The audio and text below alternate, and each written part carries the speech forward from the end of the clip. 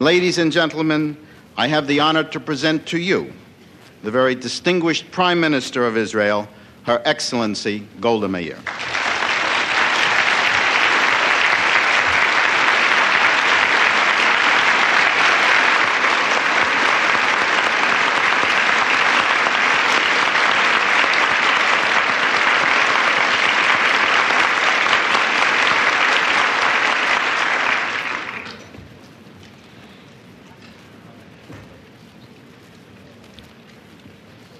My friends, I think I was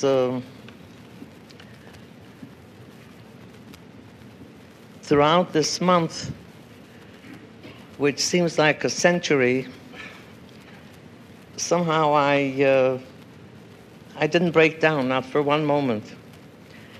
You've almost caused me to do it now.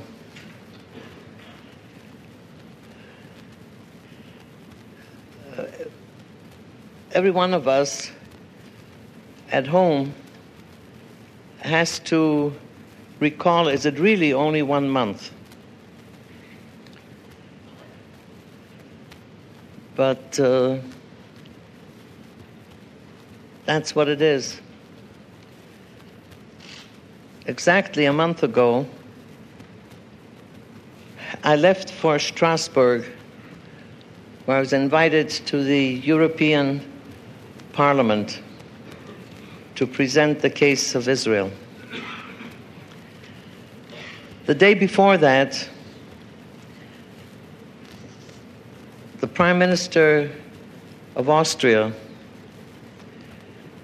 declared that the Schanau camp, transit camp for Russian Jews, is to be closed down because 2 terrorists entered the train from Czechoslovakia to Austria and held 3 Jews and an Austrian as hostages. The terrorists were sent away, free, and the camp was supposed to be closed down. So from Strasbourg, I went to Vienna to plead the case of the right of transit for Jews that after unthinkable and indescribable heroism and preparedness to go through all kinds of suffering, they eventually were on their way to Israel. It was not the greatest joy that I had in my life. I came back Wednesday night to report to the cabinet that I evidently failed in my mission. Saturday morning, we were at war. The war really broke out at 2 o'clock. But early in the morning, at 4 o'clock in the morning, we had definite information that war will take place on both borders, Syria and Egypt, simultaneously. We had to take a very serious decision that carried with it a terrible responsibility. We knew that within a few hours, our men on both sides of the border, in the north and the south, will be facing the tanks and MiGs and the missiles with which these 2 countries were well provided by one of the 2 greatest powers in the world. The Chief of Staff came in to describe to me what the advantages would be if we would make the first strike.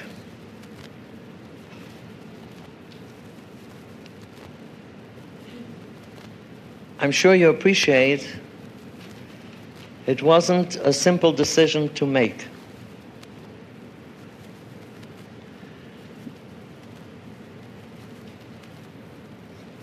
I took the decision, which was later supported by the entire cabinet, that knowing exactly what the decision means, this decision we will abide by. For a very simple reason.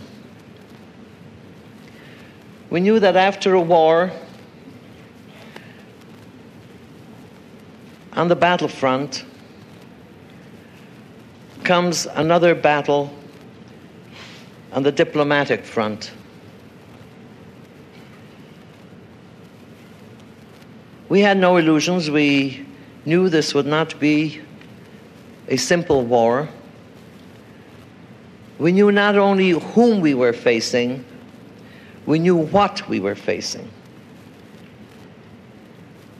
The men that do the shooting are Egyptians and Syrians. But the mass of material that they have, the tanks, the missiles, the guns, the MiGs,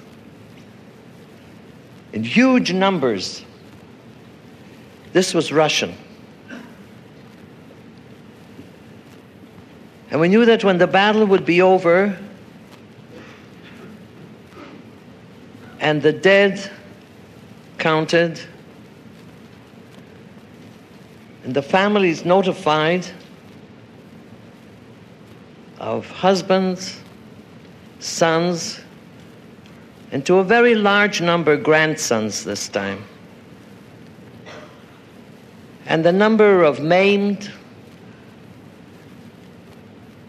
When all this is over, we will have to face the world, the good world, civilized world.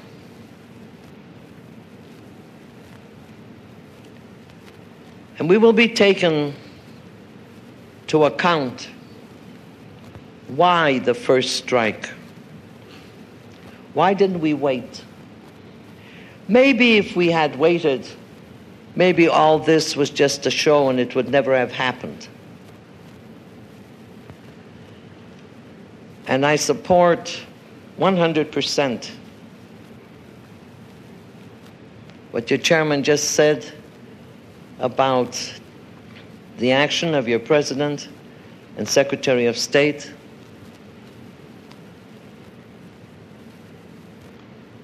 But we have a Europe that is neutral. And we have a country whose Mirage planes were trying to shoot down our planes. They were transit from Libya to Egypt, coming from France. We had an embargo in England.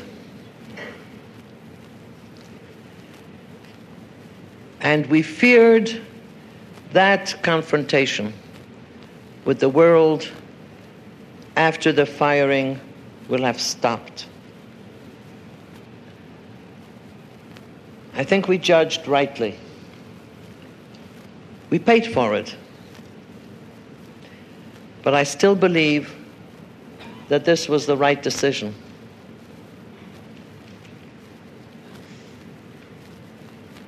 During the war, we were in need of replacement of tanks and planes and other war material. We got it from your government. I said last night at the dinner, with members of your government present, that I believe for generations, children will be told of the miracle of those immense planes from the United States landing every 15, 20, 30 minutes and bringing in the material that spent life to our people. I don't know whether it would have been so simple to get it had our decision on that Yom Kippur morning been different.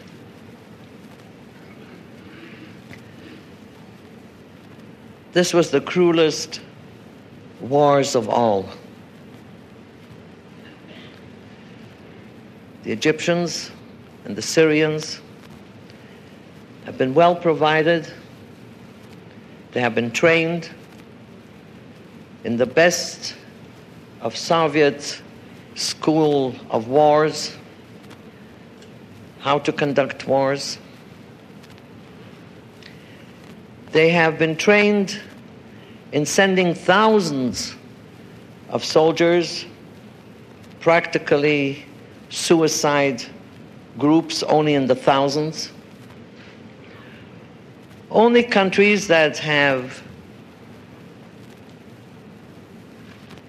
no worry about the life of their soldiers can follow a military tactic of that kind.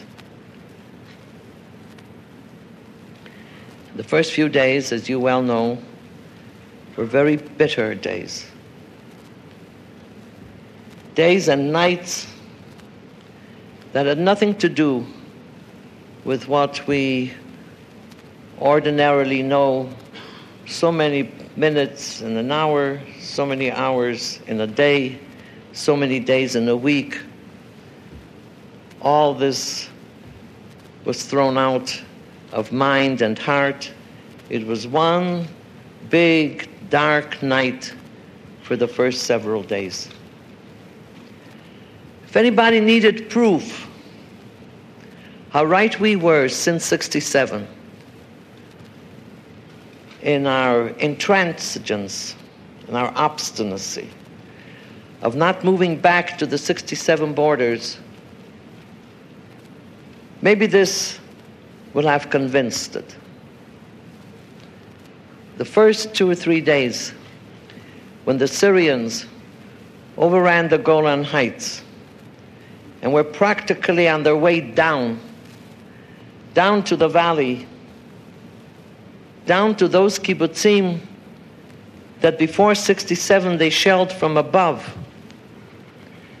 and saw all these at their mercy almost. Maybe people around the world will realize now that it's not exactly the desire of expansionism that dictated to us that we remain on the Golan Heights no matter what. Not for that piece of territory, but for the life of our people, for our very existence. Had they come down below, where would they have stopped? The same is true of the Egyptian border. If we had moved back to the '67 borders, and all this mass of destruction and death had been at the '67 border, where would our Negev be? Where would Tel Aviv be by this time?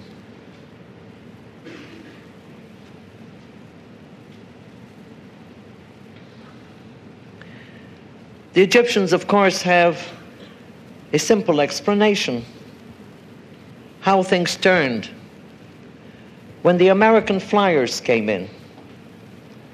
When your Air Force came in and took over, naturally, how does Sadat say? He said, I can't fight the American army.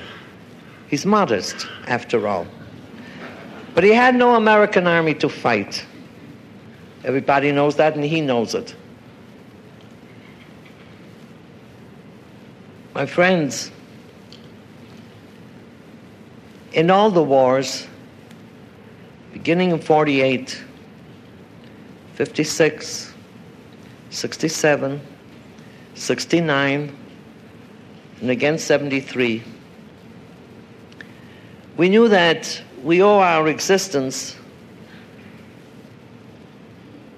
to the spirit which I wouldn't dare even to add one word to describe it, of our boys. Never was it as evident as this time. There's no exaggeration when we say that with their very bodies they stopped the tanks of the Egyptian and Syrian armies.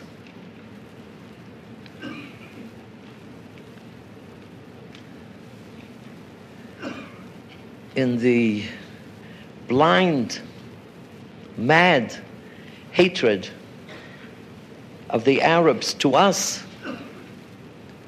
they chose Yom Kippur.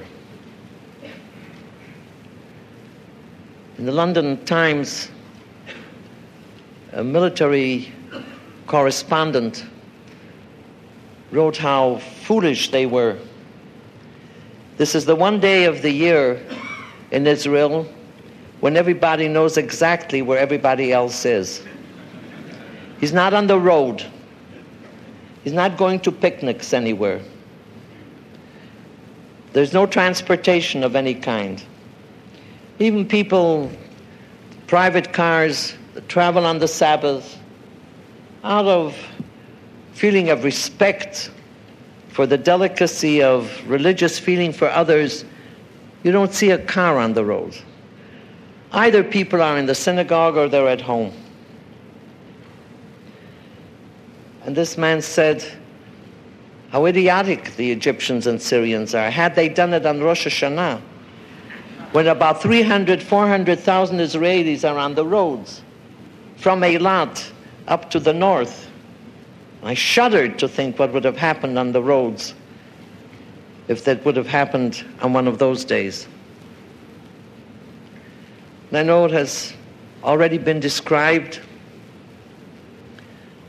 how young men were called out, those on reserves, called out quietly from the synagogues, and people looking around, not knowing what was happening, saw one after another leave with the talis, walking into their homes and coming out with their military equipment.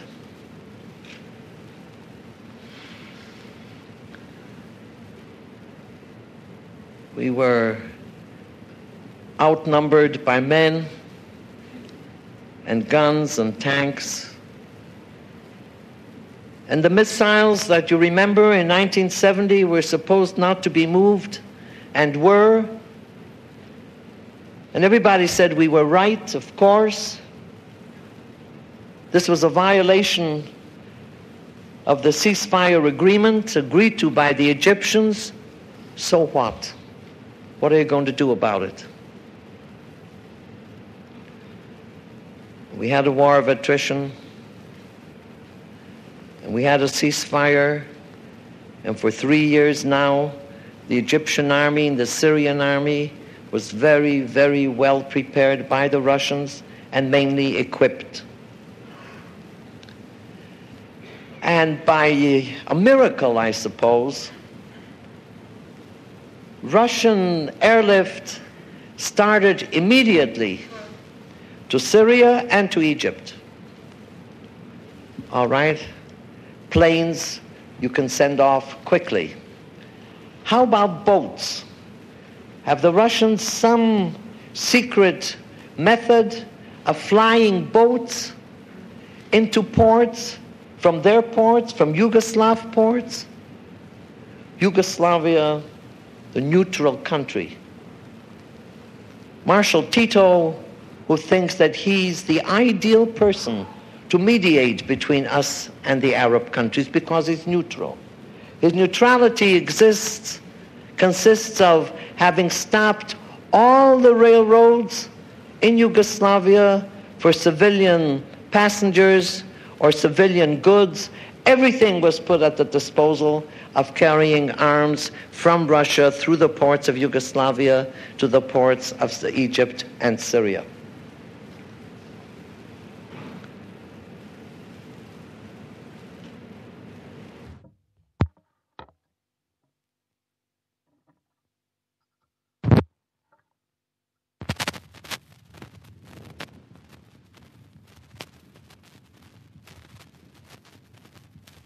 England put on an embargo so that they will be a candidate to be a mediator.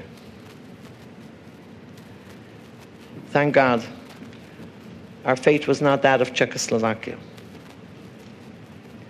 And we believe that the existence of Israel is a contribution to peace. If, God forbid, Israel was to go, this would be only an incentive to a world war and not the prevention of a war. Here we are after the war, and there was no difference between the men on the front and the people at home.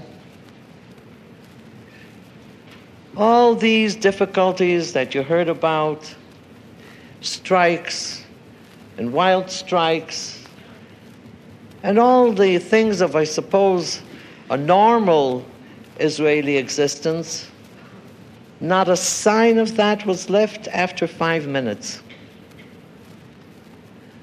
And we became what we really are.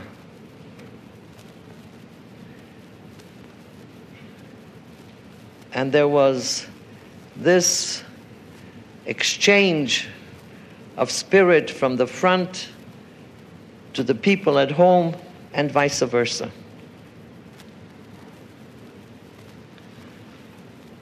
My friends, we have a very large number of casualties. Computed into numbers of population in the United States, it would horrify even the United States.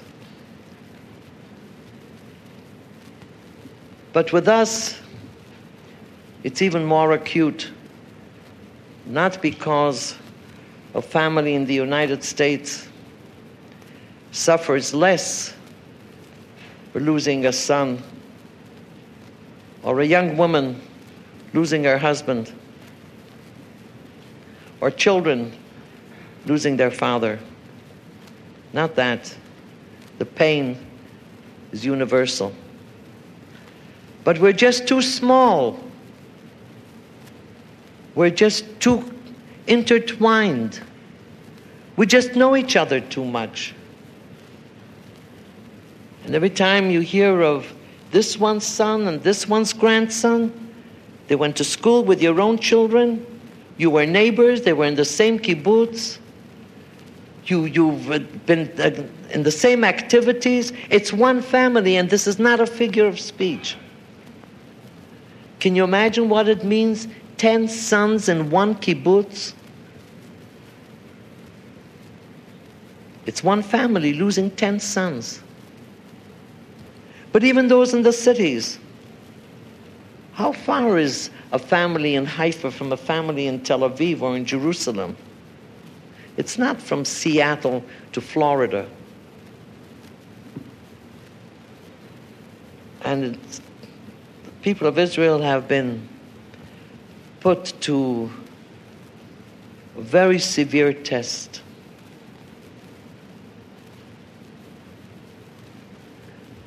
I went to the hospital 2 or 3 days after the beginning of the war to see the wounded. Telling you this honestly, if only they had complained, if they only had said that something hurts them. But there they were as I went from one bed to the other. The first thing everyone said to me, don't worry, Everything is all right. I needed encouragement, not they. And to see their mothers standing near the beds, smiling and saying, no, everything will be all right. And the other day, I went the west side of the Suez. And I met with the officers, but not only with the officers. I met with the soldiers.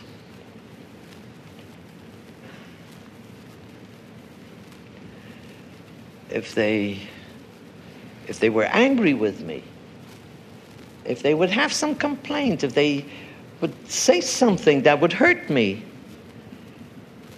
instead of hollering all the time, Golda, be strong, Golda, be well. This is something that chatters one, not complaints. That's how they are. And now we're back on the diplomatic battleground. I don't have to tell you that we want peace. And against maybe conviction, logic, we say maybe this time. Maybe. Although when, just before coming here, read a summary of an article of Heikel, who's supposed to be the spokesman for Sadat, he says the return to the battlefield is much more realistic than sitting around a peace conference table. Now again.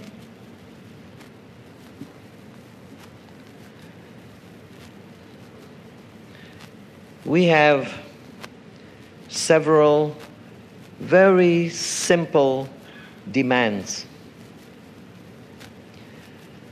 Number one, we want our prisoners of war back. We have about 7,000 Egyptian prisoners. They have about 380 of ours.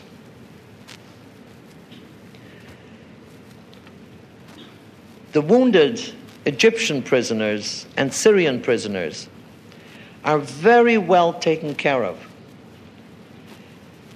Israeli patients from our hospitals are being sent out of the hospitals before they normally would be sent home, because the beds are needed for the Syrian and Egyptian wounded prisoners of war.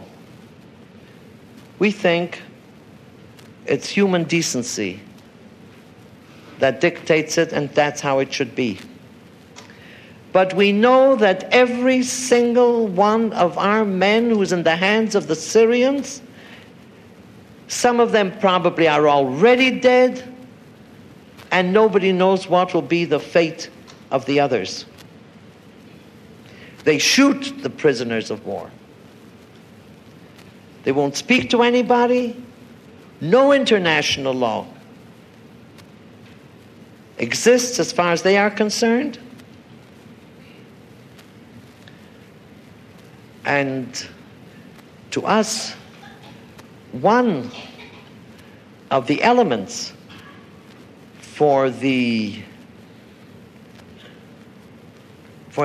courage and strength of our army is that a prisoner of war is not forgotten, just the same as a wounded soldier is not left in the field. And this is, to us, priority number one. The sick prisoners, the wounded, must be returned immediately, according to the Geneva Convention. The Red Cross should be given the lists of all the prisoners of war. They should be allowed to visit these prisoners of war, and an exchange of prisoners started very shortly. As I say, we have thousands against a few hundred. They can have them all.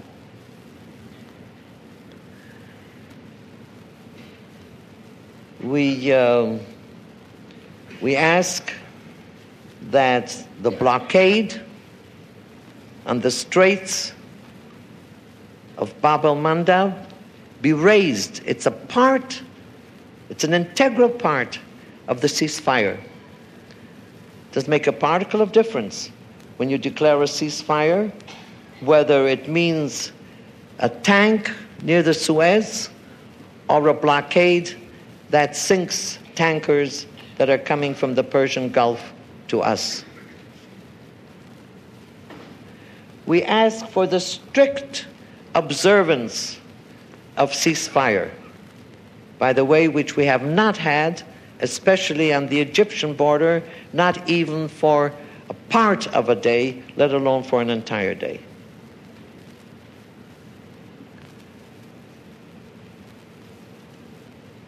And we want negotiations for peace to start as quickly as possible. Yesterday I had a press conference in Washington, and most of the questions were, what about the line of the 22nd of October? You know, there was no war before that.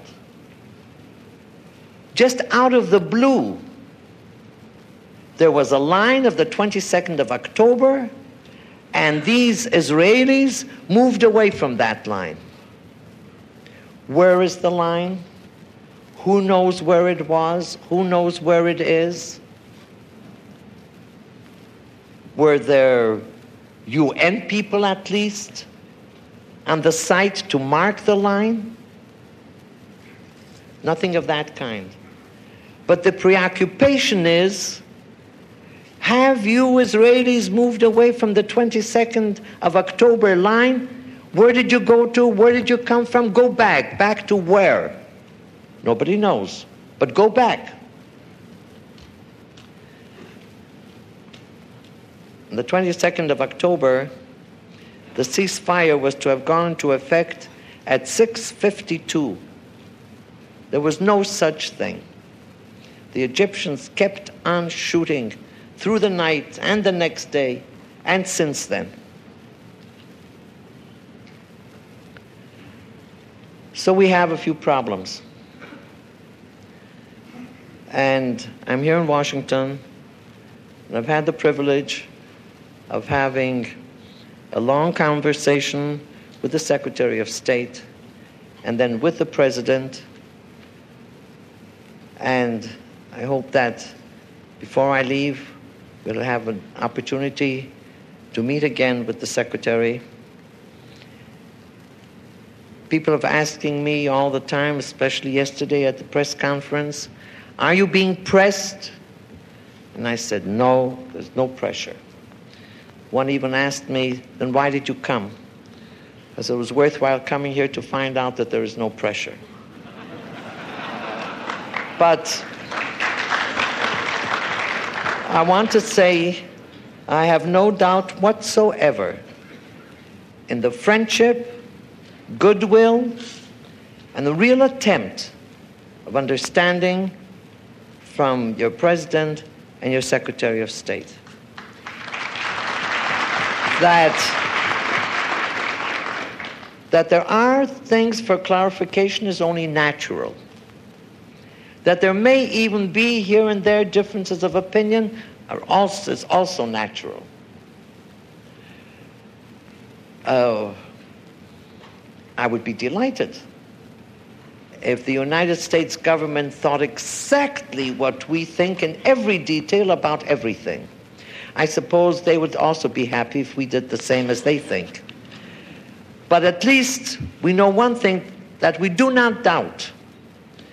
We are dealing and discussing and arguing sometimes with a friendly government that has proved its friendship twice in these very bitter weeks. The airlift, and number two, when the big bear tried to bully Israel by all kinds of threats. And the alert that your President affected immediately was a sign to the others that Israel will not be thrown overboard.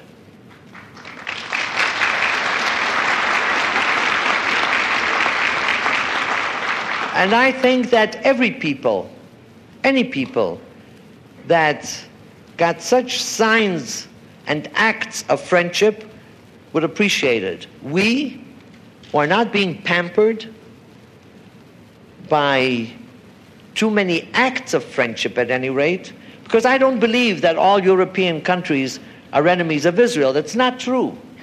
As a matter of fact, they count themselves friends of Israel. But friendship is one thing, and acts of friendship, evidently according to their manner of behavior, is a different thing.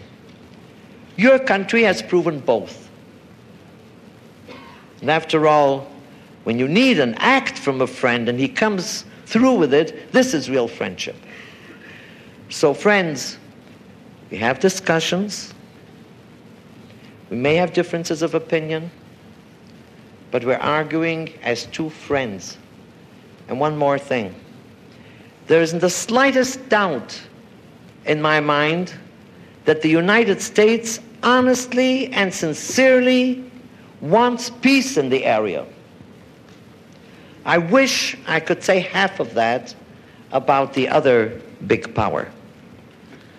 I think the Russians couldn't care less, not only for Israelis, but even for the Arabs. I've said over and over again, if I at least thought that their attitude is, let me say, idealistic. They hate the Jews, but they love the Arabs. Okay. It's a good enough reason. I don't believe that for one single moment.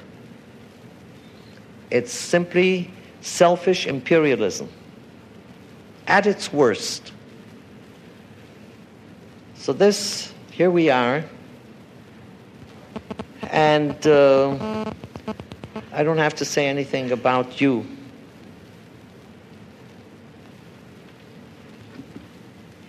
But it wouldn't be true if I said that it wouldn't have mattered had you acted differently. It would have mattered a lot. And the fact that we always know we can count on you doesn't make the, let us say, our reaction to your action any different at any time.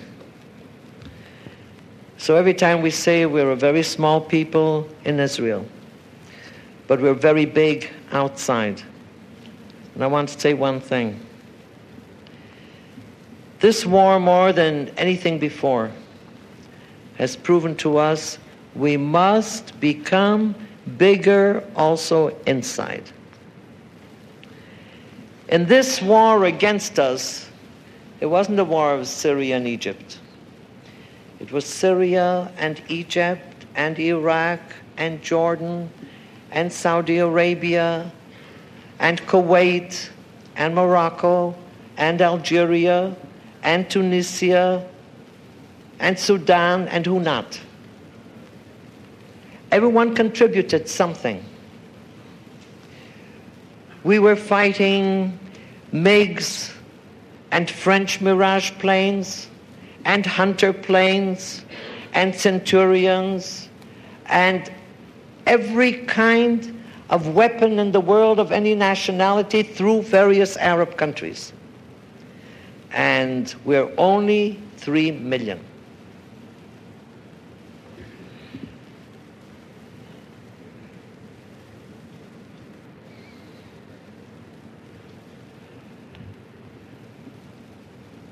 I think I've told you that before, but I say this again after this war. Honestly, through my long life, I've never asked anything really for myself, at any rate, not any more than I suppose any other normal person wants for his children and family and so on. Outside of immediate family interests, I never asked anything for myself that I can say before God and man. There's one thing that I dare ask and hope for. Maybe I will live to see the day when we can meet, and not before war and not immediately after war, but in a normal state of peace. I know it depends upon our neighbors, but still to a great extent it depends upon the people in Israel and the unity and identification and the oneness between you and us. If we stand together, if we remain stubborn where we have to and must be stubborn, and if we want peace with all our hearts, and yet not become leery-eyed that because we want it, it is really here. Maybe with all these very simple elements, even I, at my age, will have the right to believe that we finally will see peace for Israel and the people.